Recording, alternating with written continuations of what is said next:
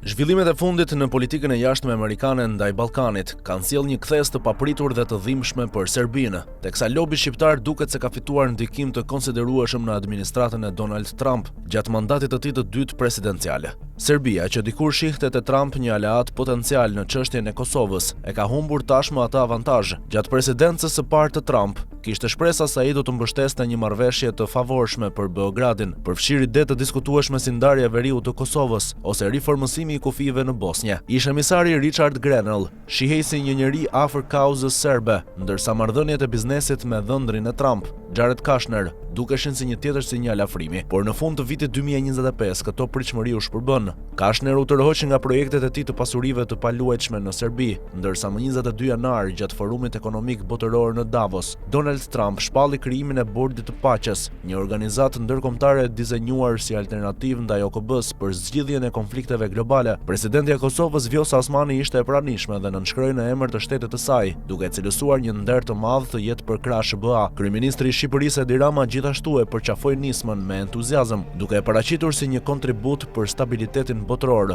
duke premtuar ratifikimin në kuvendin shqiptar. Serbia nuk u ftua fare për të marrë pjesë. Kjo mungesë është interpretuar në Beograd si një përjashtim i qëllimshëm dhe një poshtërim diplomatik, sidomos përballë përfshirjes aktive të Kosovës dhe Shqipërisë. Analisti Milos Pavković nga Qendra për Politika Evropiane thekson se disa vende të vogla që mund të përfitonin nga pjesëmarrja në bord nuk kanë treguar entuziazëm. Sipas tij, Serbia mund të ketë vepruar me zgjuarsi dhe të ketë qëndruar jashtë për të shmangur përplasjet e panevojshme me SBA-n apo Rusinë, sidomos çështje si kompania energjitike NIS. Kjo përputhjet me qasjen e presidentit Aleksandar Vučić, i cili po ruan një profil të ulët derisa të kalojë stuhia gjeopolitike. Ndërsa nga ana tjetër, Trump vazhdon të promovojë veten si ndërmjetës paqeje në një konferencë për shtyp përvjetore. Ai pretendoi se kishte ndalur 8 luftra, duke përfshirë atë të konfliktit Kosovë-Serbi, të cilën e renditi të dytin. Ai tha se kishte shmangur për shkallëzimin duke paralajmëruar të dyja palët se do të humbisnin tregtinë me SBA nëse vijonin tensionet. Presidenti Osmani përforcoi këtë narrativ,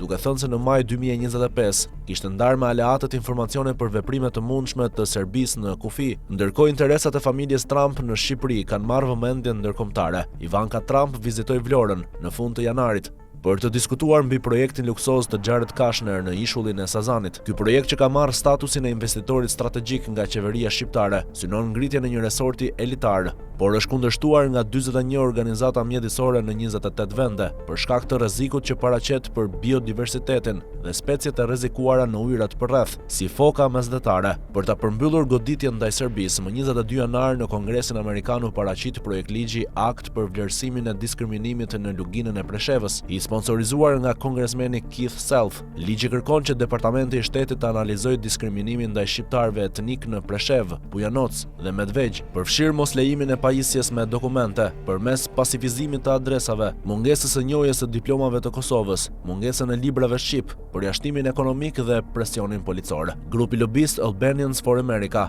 e ka përshëndetur nismën si një hap drejt llogaridhënies për Serbinë. Kombinimi i këtyre zhvillimeve, nga përjashtimi nga Bordi i Paqes dhe projektet me Kosovën dhe Shqipërinë te legjislacioni për luginën, sinjalizon një shvendosje të dukshme të politikës amerikane drejt interesave shqiptare, duke e detyruar Serbinë të rishikojë urgjentisht strategjinë e saj në një arenë ndërkombëtare gjithnjë më të paparashikueshme.